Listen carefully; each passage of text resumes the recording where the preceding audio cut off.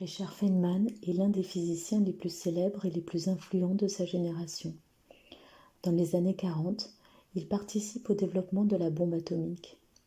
En 1984, en tant que membre de la commission Rogers, il enquête sur l'accident de la navette spatiale Challenger et en identifie la cause.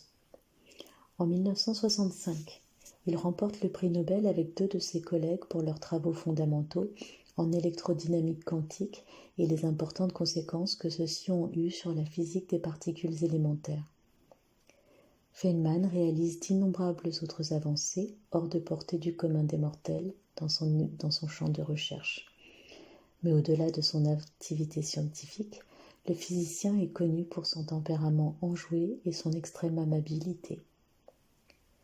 En juin 1945, Arline, son épouse et amour de lycée, succombe de la tuberculose à 25 ans. 16 mois plus tard, en octobre 1946, Feynman adresse à la défunte une lettre d'amour déchirante qu'il scelle dans une enveloppe et qui ne sera ouverte qu'à sa mort en 1998. 17 octobre 1946. Marlene, je t'adore mon ange. Je sais combien tu aimes entendre cela. Je ne t'écris pas seulement parce que cela te plaît. Je te l'écris parce que cela me réchauffe tout au-dedans de te l'écrire. Il y a affreusement longtemps que je ne t'avais pas écrit. Presque 2 ans. Mais je sais que tu me pardonneras parce que tu me comprends. Tu sais que je suis une tête de mule et un réaliste. Mais je ne voyais pas quel sens cela aurait de t'écrire. Mais maintenant, ma femme chérie, je sais que je dois faire ce que j'ai trop longtemps ajourné, ce que je faisais si souvent autrefois. Je veux te dire que je t'aime, je veux t'aimer, je t'aimerai toujours.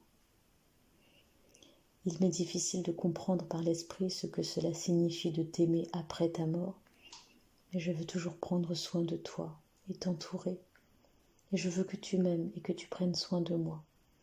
Je veux avoir des problèmes à discuter avec toi. Je veux faire des petits projets avec toi. Jusqu'à cet instant, je n'avais jamais pensé que c'était possible. Que pourrions-nous faire? Nous avons appris à fabriquer des vêtements ensemble, ou à parler chinois, ou à nous servir d'un projecteur de film. Si je ne peux pas faire quelque chose maintenant, non, je suis seule sans toi. Tu étais la femme aux idées et l'instigatrice en chef de nos plus folles aventures. Durant ta maladie, tu t'es inquiétée de ne plus pouvoir me donner quelque chose que tu voulais me donner et dont tu pensais que j'avais besoin. Tu n'avais pas à t'inquiéter. Comme je te l'ai dit alors, c'était inutile parce que je t'aimais infiniment, de toutes les manières possibles.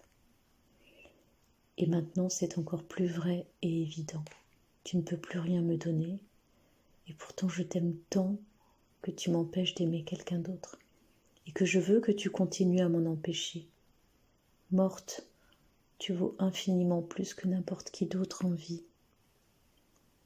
Je sais que tu vas me répondre que je suis ridicule, que tu veux me voir pleinement heureux et que tu ne veux pas être un obstacle. Je parie que tu es surprise que je n'ai même pas une petite amie, à part toi, mon cœur, après 2 ans. Mais tu n'y peux rien, chérie. Moi non plus. Je ne le comprends pas, car j'ai rencontré bien des femmes, et des charmantes, et ne veux pas rester seule. Mais après 2 ou 3 rendez-vous, elles retournent tout au néant. Tu es la seule qui reste pour moi. Tu es réelle. Ma femme adorée, je te chéris profondément. J'aime ma femme.